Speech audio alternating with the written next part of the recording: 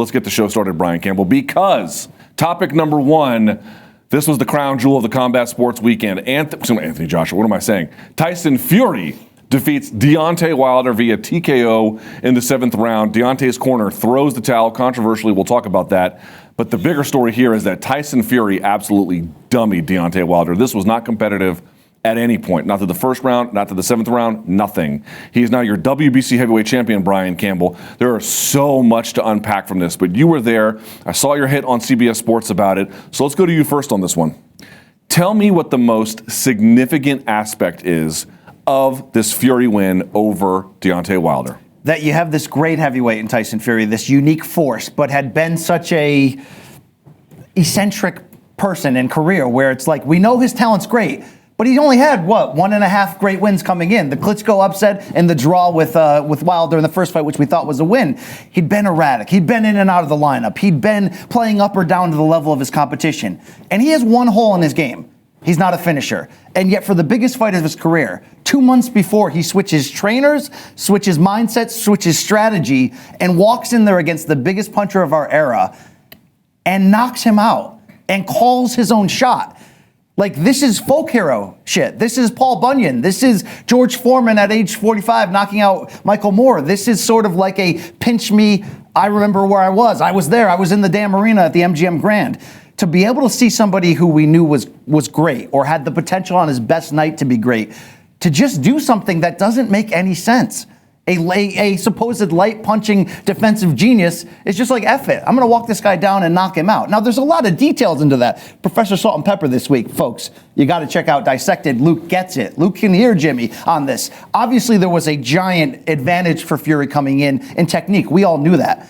But to literally walk down the biggest puncher in this game and just declare, I'm not only the heavyweight of this moment, we would love to see him against Anthony Joshua, believe me, but I'm not only the heavyweight of this moment, but I might be an all-time great, because what just happened out there is like, they're gonna build a statue to this guy one day. Like, this was some crazy shit, Luke. The Big Lead is an interesting website. I like the Big Lead, but they had made a comment that Tyson Fury is the heir to Floyd Mayweather. And I thought, well, that's right and that's wrong. It's wrong in the sense that if you're talking about who's the biggest combat sports star now that Floyd is retired or whatever the hell he's going to do, then it's Conor McGregor. Conor McGregor is the biggest combat sports star. People say, what about Canelo? Dude, Canelo's fight against Kovalev up 2 weight classes. Their own broadcaster and promoter made him wait 2 hours so that 2 guys who are not as popular as him as McGregor could then fight first. So I think Canelo is much more paid. I don't think he's the biggest combat sports star. But if we're talking just boxing, maybe it even is still Canelo. Boy, Tyson Fury is nipping at his heels. This was a star-making performance because he had the first fight with Wilder did, I think, about 300,000 plus pay-per-view buys.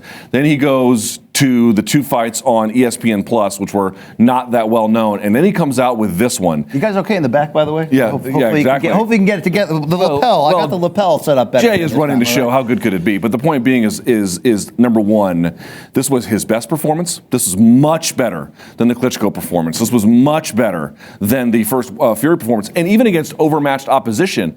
Could you believe that Derek Chisora lasted longer than Deontay Wilder did? Don't besmirch Del Boy out. Well, this is my point. It's like he's a better boxer, but he was so outmatched in that one from a physicality standpoint, from a boxing standpoint. You would have thought, well, Wilder already went 12 rounds with him. He'll last longer than Chisora, and no, he doesn't. So to me, this was about 2 things for Tyson Fury.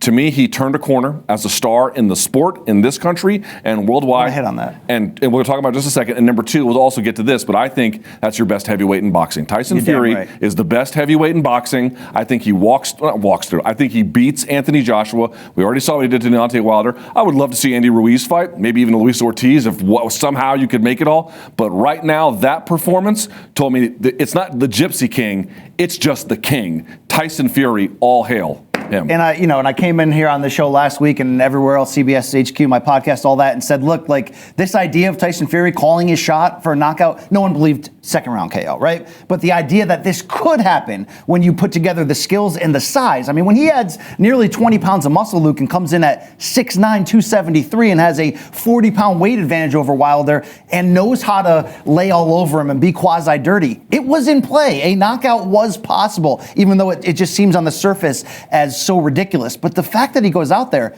And does it, Luke? Does it without controversy? Does it start to finish completely one-sided? You're right. This is how you make a damn star, because I saw a lot of, this brings out the casuals, and it should. Luke, when you get a heavyweight title matchup that means this much, and you have players on this level with the personalities, the look, the records, the styles, all that, it should matter.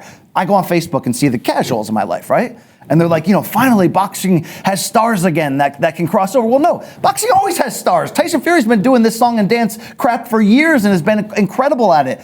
But the best are fighting the best right now. In fact, you saw a 2-network pay-per-view. You saw Bob Arum and Al Heyman come together. And all week, every single person in the media room, anywhere you talk to, is like, this is the easiest fight week I've ever seen, which it certainly bodes well for the future of people working together. But it takes fights like this that the public cares about to make those big-time stars. And I think he's not bigger than Conor McGregor, but here's what he is. We haven't had an American face since Floyd Mayweather retired. Manny Pacquiao's still around. Manny Pacquiao has a giant audience, right?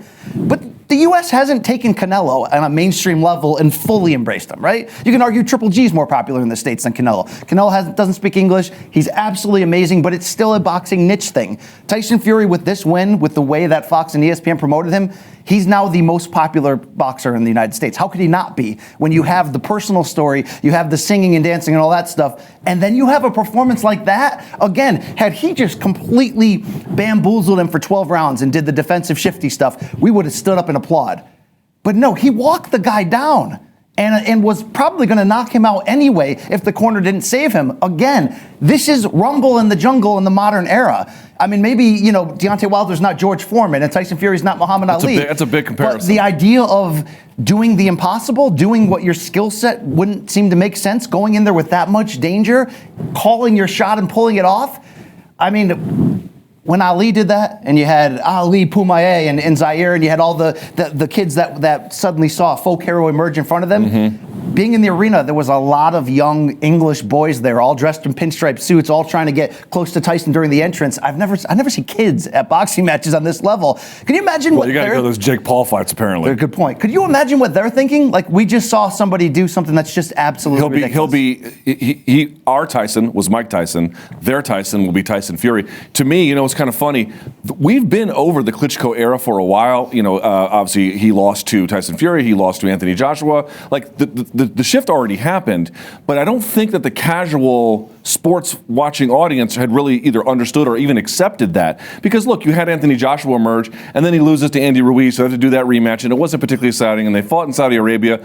Joshua got his belts back. That's all fine. He earned the fight, or the win. That's okay. And then you had this draw between Fury and Wilder in the first fight. So no one had really kind of put their stamp on the division and said, I'm the new leader. This was the nail in the coffin of the Klitschko era. Now folks can firmly say, wow, we really are past that. This is a new dawn for heavyweight boxing. We now have a North Star, so to speak, in Tyson Fury. Now, Deontay Wilder will be back. We'll talk about that in a second. Anthony Joshua is as viable a contender, or well, not a contender, but an opponent and a challenger and a boxer as everything else, as well as a star-making attraction.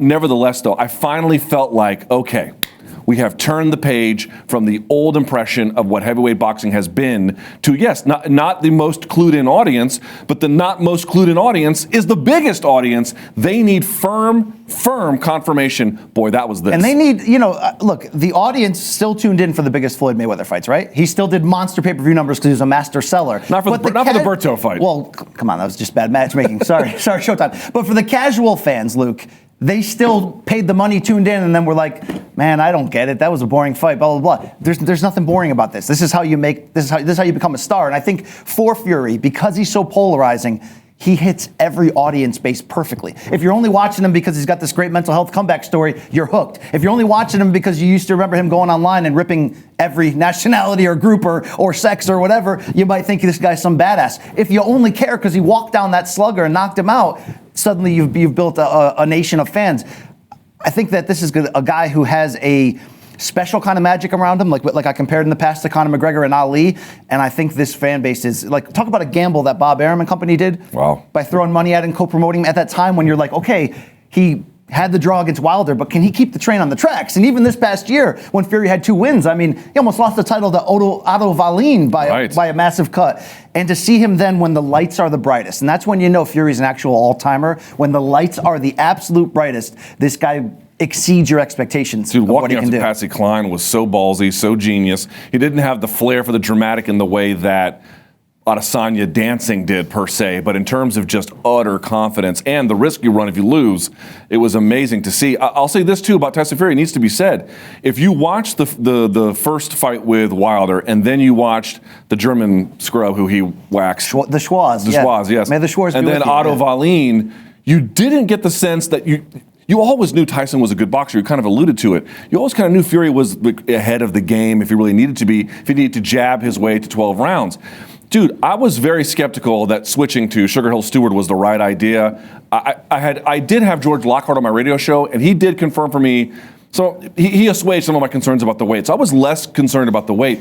But I don't know. I think Ben Davison is a credible coach. I think he's a good trainer, and I like where his head was at. I thought I thought they had a winning game plan the first time. But dude, wow, we have to say it. Tyson Fury has leveled up.